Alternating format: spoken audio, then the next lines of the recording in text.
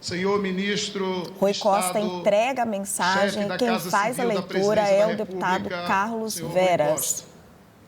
Senhoras e senhores parlamentares, o ano de 2025 foi marcado por grandes desafios, mas também por inúmeras conquistas.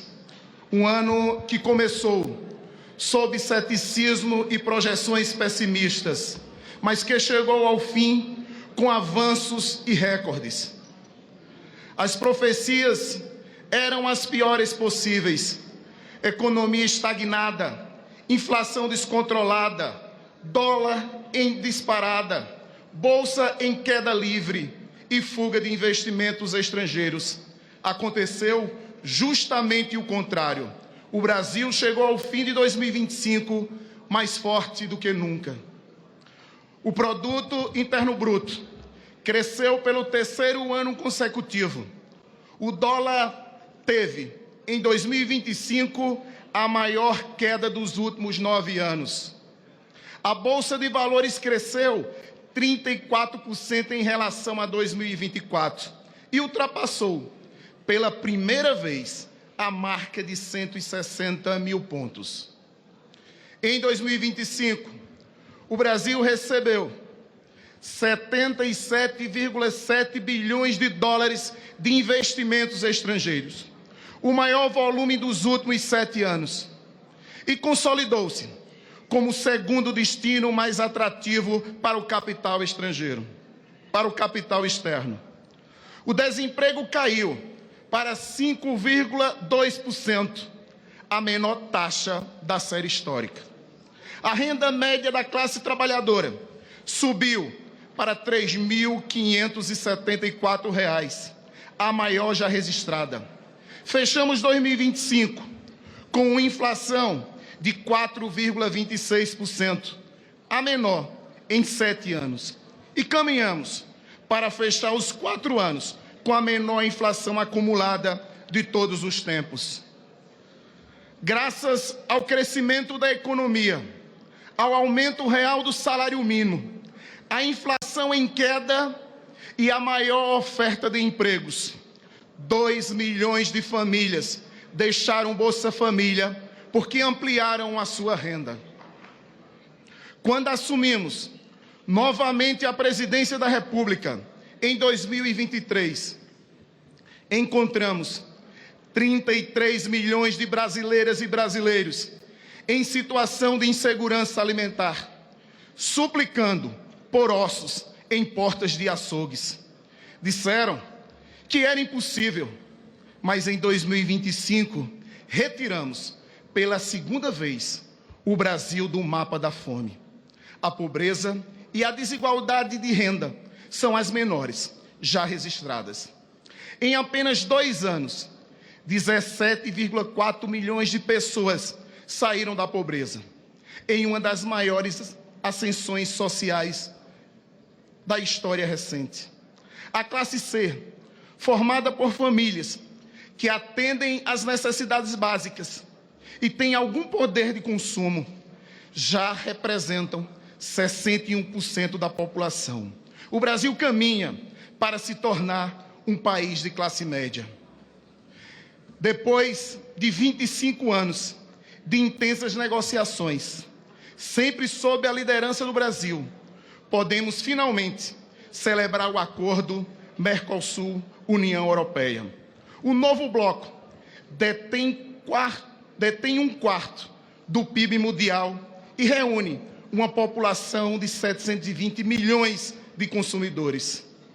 Tenho certeza de que o Congresso Nacional não medirá esforços para, no menor prazo possível, internalizar este acordo. O acordo Mercosul-União Europeia abre um novo ciclo de oportunidades para as empresas brasileiras, fortalece a competitividade no Brasil, amplia as exportações e atrai investimentos de forma sustentável.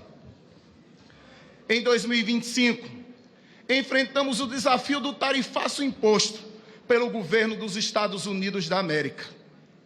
Nossa reação foi imediata. criamos o Plano Brasil Soberano para socorrer empresas e preservar empregos. Intensificamos a busca por novas parcerias comerciais e chegamos ao fim do ano com 521 novos mercados abertos às novas exportações. Com altivez e muito diálogo, reabrimos as portas do mercado norte-americano aos produtos brasileiros.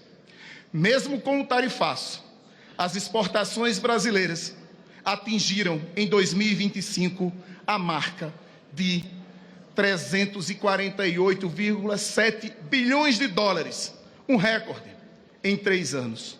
O total acumulado chegou a 1,03 trilhões de dólares, impulsionado pelo maior plano safra da história, 516,2 bilhões de reais, e pelos recentes mercados abertos no exterior.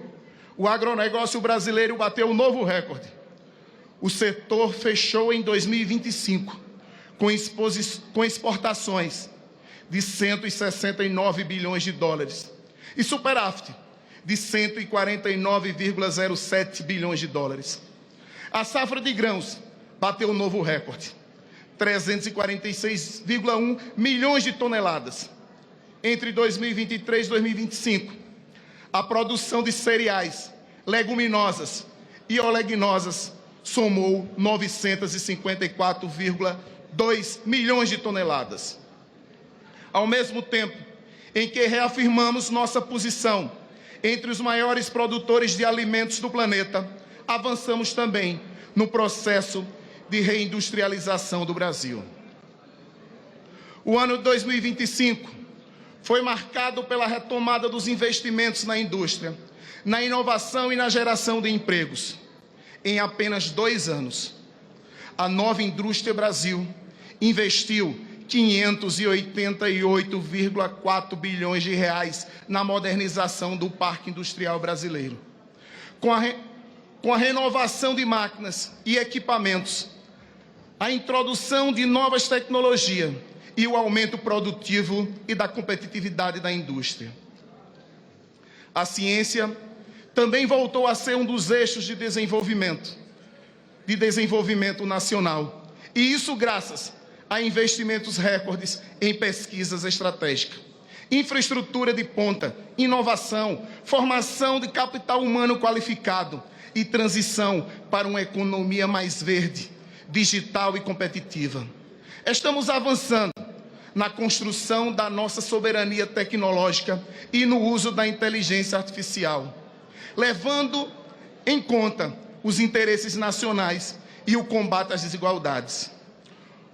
O Plano Brasileiro de Inteligência Artificial investe na aplicação de IA em áreas estratégicas, como saúde, educação, governo digital e segurança de dados. Investe também no desenvolvimento do modelo brasileiro de linguagem, treinado em português, o Soberania.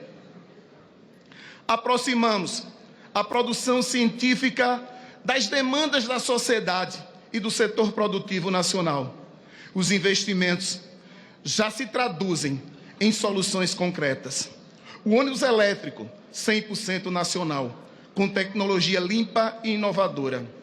O coquetel enzimático, que se amplia a produção de etanol e a partir de resíduos agrícolas e testes moleculares nacional de recorrência do câncer de mama, que combina genomônica e inteligência artificial, entre outros avanços.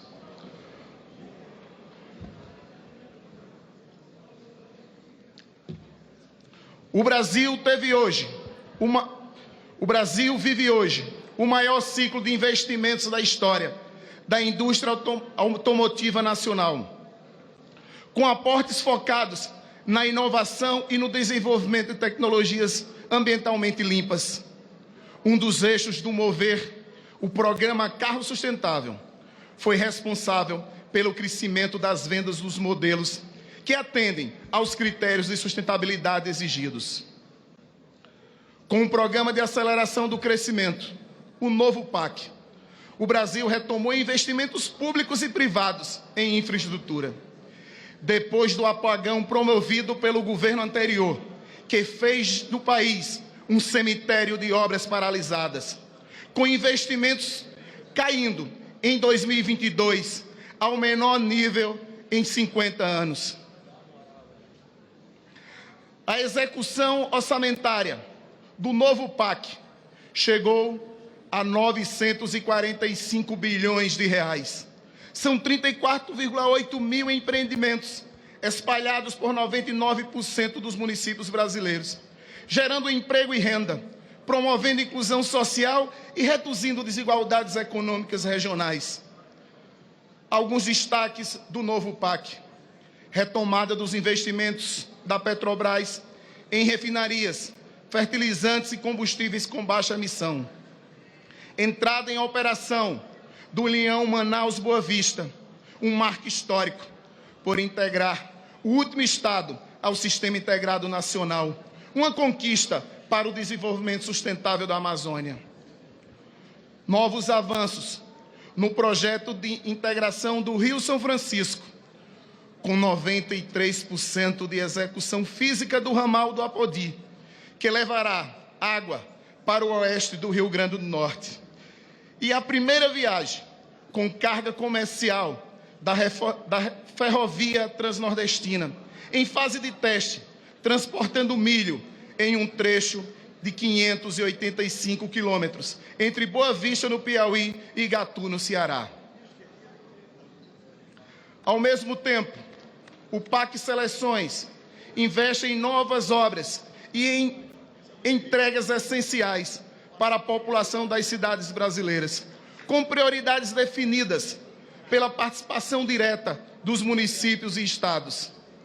São empreendimentos de mobilidade urbana, abastecimento de água, prevenção de desastres naturais, maternidades, policlínicas, UBSs, creches, escola de tempo integral, quadras poliesportivas e equipamentos culturais, entre outras. Esse novo ciclo se expressa tanto na retomada do investimento público, quanto na ampliação do investimento privado. Nos últimos 2 anos, o país realizou cerca de 50 leilões de rodovias, portos e aeroportos, aumentando a capacidade logística e melhorando a qualidade dos serviços. Com foco no interesse do usuário, o Brasil voltou a usar investimentos públicos, onde é insubstituível, e o privado, de modo complementar e eficiente.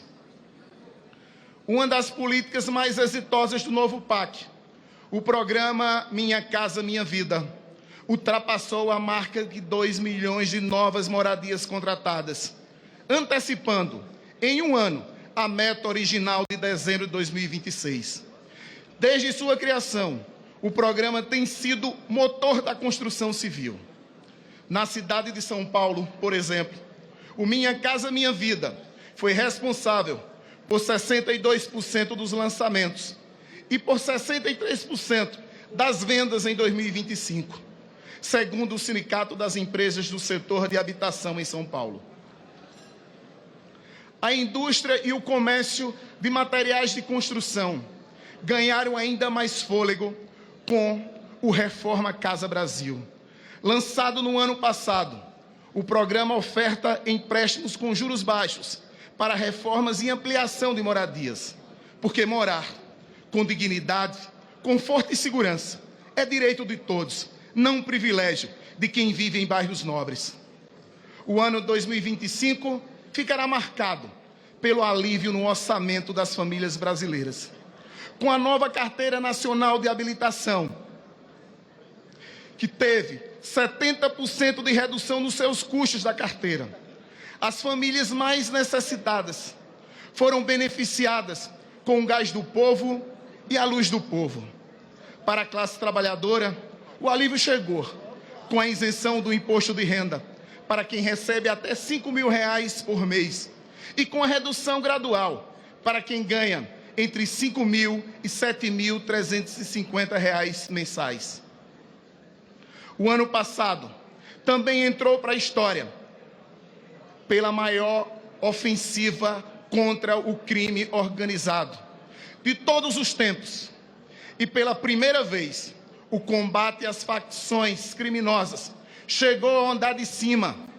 A Operação Carbono Oculto desmantelou um esquema bilionário que utilizava distribuidoras, refinarias, postos de gasolina e Fictex. Vocês estão ouvindo aí Carlos Veras, que é o primeiro secretário da Câmara, ele é do PT. Ele está lendo a mensagem que foi enviada pelo presidente Luiz Inácio Lula da Silva através do seu ministro, Rui Costa. Ele está elencando uma série de realizações do que o governo Lula considera suas realizações no ano de 2025. Um governo, segundo essa mensagem, profundamente desenvolvimentista, né, que focou em obras com dinheiro público, apesar das restrições do orçamento público. Ele estava mencionando aí a Operação Carbono Oculto, uma menção que o presidente Lula já tinha feito, agora há pouco, na mensagem que fez na abertura do ano judiciário no Superior Tribunal Federal. Lula está batendo muito nessa tecla, né, de que a Polícia Federal as suas investigações estão chegando ao andar de cima. Ranier Bragon e Basília Rodrigues já estão aqui comigo. A gente está acompanhando essa abertura do ano legislativo no Congresso Nacional. Agora, Ranier, a gente já percebe claramente aí nessa mensagem que foi escrita, né, pela equipe ali do Rui Costa, mas o que a gente pode ver é que são linhas de campanha aí para essa reeleição do presidente Lula, né? Um governo que tenta bater na tecla do investimento público. Parece que essa vai ser também uma mensagem de campanha, né? Um governo que investe, que tenta investir no Brasil, e um governo que coloca a Polícia Federal atrás dos bilionários do andar de cima. A gente não está dizendo que é exatamente isso que está acontecendo, a gente está dizendo que é isso que o governo tenta vender. O que parece para você, Ranier? Boa tarde, boa tarde, Raquel, bem-vinda de volta. Boa tarde, Basília, e a todos que acompanham o SBT News. Essas mensagens presidenciais, Raquel, que são enviadas todo o início do ano legislativo para o Congresso, elas têm um ponto em comum, que é: todo governo, obviamente, ele lista aquilo que ele considera que fez de relevante, aqueles pontos que ele considera que está se saindo bem, e ele coloca por baixo dos panos aquilo que não está bom, aquilo que ele quer ver escondido. Então, essas mensagens, além de ressaltar esses pontos positivos, elas apontam ali para o que o governo pretende fazer. No caso do presidente Lula, nesse 4º ano de mandato, o principal objetivo dele é conseguir a reeleição em outubro. Então, o tom da mensagem presidencial é exatamente esse. A gente faz aqui um breve retrospecto. Em 2023, o ano da primeira mensagem presidencial, Lula eleito, ainda não havia ocorrido o 8 de janeiro, a mensagem era num tom que o governo tinha pego um país em pandarecos, todo desorganizado por conta da gestão de Jair Bolsonaro. No ano seguinte, o tom já teve um forte componente de defesa da democracia, porque ainda estava sob o impacto do 8 de janeiro. E este ano agora é o tom eleitoral, como você bem destacou. A principal proposta que o governo, aparentemente, ele vai colocar no Congresso como bandeira eleitoral é a defesa do fim da escala 6x1. É uma pauta que encontra muito respaldo popular, há uma avaliação positiva muito grande dessa pauta, e o governo a encampou há algum tempo. Há uma certeza de aprovação dessa pauta, a gente não pode garantir, é incerto. O Congresso, nesse ano, ele funciona de uma forma mais restrita, justamente por causa do ano eleitoral. Ele tem um trabalho concentrado no primeiro semestre, depois no segundo semestre todo mundo vai para a eleição. E um detalhe, Raquel, para devolver para você: antes do início da solenidade, eu estou aqui na chapelaria do Congresso, que é a entrada principal aqui de políticos, autoridades e convidados. Alguns deputados passaram para aqui, eu conversei com eles, e aquela apuração que a gente tinha, que todo mundo tinha ali no início no recesso, né, antes do início dos trabalhos legislativos, ela vem se confirmando, que é o quê? Uma resistência muito grande à abertura de uma investigação do caso Master. O caso Master, ele tem uma repercussão política muito grande, ele tem conexões aí com políticos também muito grande, há pedidos de CPI já com assinaturas suficientes, mas muito pouco provável que seja aberta uma investigação aqui na Câmara dos Deputados, segundo esses deputados com quem eu falei aqui antes do início da abertura dessa sessão, que abre os trabalhos legislativos deste ano de 2026.